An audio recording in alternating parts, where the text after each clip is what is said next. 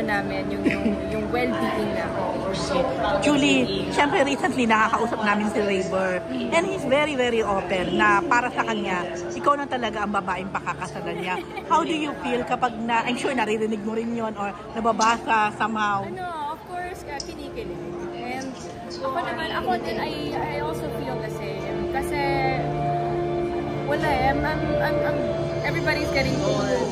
And parang nasa point na rin kami na parang anytime na pwede, pwede na mag-settle. And of course, we always talk about that naman. Talaga, napag-uusapan nyo na talaga yung we always talk about that. And kami naman kung dalawa, sobrang happy kami. Sobrang secure namin sa bawat isa. We just don't know when that's gonna happen, but eventually it will happen in God's time. Halimbawa, mag-propose siya anytime. Are you ready? Oo. Talaga? So, wala? I want to be ready. I want to be ready. Parang hindi naman na rin ako bumabata. So, kahit na ako, marami pa akong gustong gawin for myself, we want to do it together. Walang issue like sa'yo, sa career-wise, sa mga kontrata, sa gano'n. Kasi parang nasa phase na kasi ako ng buhay ko na talagang gusto ko na lang i-enjoy yung buhay. Because life is short, anything can happen.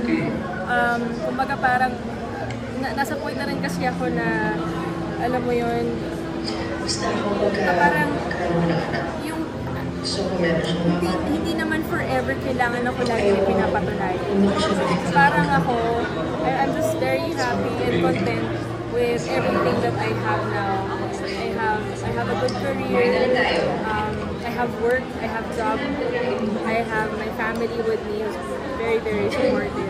I have Ray in my life, so what more can I ask for, diba? Sobrang ako okay now. Julie, ilang taon hindi nakikita yung sarili mo magpakasal? Anytime na nga. Tama ba? Bukas na agad? Siguro... Actually, hindi ko alam kung when exactly, but siguro hindi naman lalampas ng 35. Ilan taon ka na ba ngayon? I'm 30. Turning 31 this year. Tagal pa! Marami pa mangyayari. Marami pa pong mangyayari. Pero ikaw ba, okay lang sa'yo yung pwede kang mag-anak muna bago kasal or kasal dapat? Kasal ko muna. Kasal ko muna. Because traditional po kasi kami ng family. So I always believe that our marriage is a sacred thing. And having kids is also a sacred thing, diba? Parang actually, napag-usapan na naman yan ng maraming tao, diba? So it's also something that, it's also something to consider. Pero for me, parang kasal mo na talaga. Julie, alam ko kasi marami sa mga celebrities, couple, they go out of the country, just the two of them. Parang kayo ni Rayber, never pa, no? Parang... Without any chaperone or Daryl. Ano po kasi, ako po, personally po talaga kasi yung family ko, very traditional talaga. Tsaka very... conservative. And ako po parang... I tanggap ko naman po yun na siguro in time, magagawa naman namin yung mga bagay niya, like we can travel, ganyan. Siguro ako, wala naman pong kaso din sa amin. And for me, yung bagay kasi na yun, talagang nire-respeto ko ni Ray. Sobrang wala po akong masabi dahil sobrang laki po ng respeto niya sa akin and sa family. Bilang babae. Walang sleepover? Wala, pwede yun. So, Julie, kasi alam ko, Julie, marami nag-attempt sa'yo in the past ng mga ibang guys, of course. Pero alam ko din na not all those guys ay approved kay mami at kay daddy, di ba? Wala po talaga po. Wala na approval. In short, ayoko na kasabihin na diretsong gano'n. Pero with Ray, parang dito sila medyo naging open at naging sa'yo, na-allow in short. Would you lang po talaga ang nagustuhan niya. Yun na nga. Would you say na lalo na para sa mga kabataan, malaking bagay din na kagaya mo to listen to your parents? Kahit nausapin ito ng puso. Kasi ako personally lang naman ito. I mean, hindi ko naman sinasabi na lahat ng families ay ganito dapat. Pero sa amin po kasi, ako proven ng tested ko na po talaga kasi na na pag merong hindi okay talaga, like hindi always pa, parang ang hirap niyang i-work out.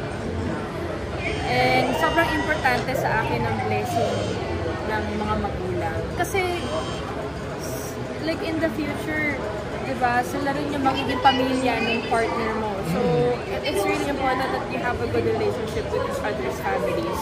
And sobrang blessed ako, sobrang lucky ko kasi that's what I have now. Nagka-problema na ba kayo? Bongga. Wala. Hindi ka nag-away? Parang hindi. Totoo? Sila may mga tampuhan. may mga petty stuff, but it's wala talaga. Parang walang something heavy, kasi everything is just so easy with him. Parang pagka ko namin misunderstanding kami, nare-resolve namin siya agad ng minuto lang. Hindi na namin pinapatagal ng araw or days, diba? So, talagang yun. I think pareho naman na kaming, hindi naman na kami mga bata. Hindi na kami teenagers, diba? So, paano mo siya dinidefend sa mga bashers? Kasi yun minsan, binash Ray na nakaraan. Ako, lagi ko kasi sinasabi sa kanya na hindi mo dapat pinapakinggan yung mga ganyan. And minsan lang naman mga may nangyayari na kunwari na panghihinaan siya ng loob. And I always make sure that I'm there to console him and to make him feel better. And para kasi sa kanya, motivation yon para maging better siya as a person and as an artist, diba? Pero minsan kapag sobrang like below the belt na, like talagang like hindi kasi talaga ako pumapatol po talaga. Hindi talaga ako nagsasalita. Pero if I have to, sobrang, as in, sabihin ko, in a nice way pa rin naman. Kasi, ano naman yun at the end of the day, you always have to be the bigger person. Itintiyan mo na lang, kasi baka mamaya may pinagdadaanan din sila or something, diba? So, I always reply. I always say it in a nice way pa din, kahit paano, kahit masakit yung mga sinasabi nila. I always reply it nice to them nicely. Thank you.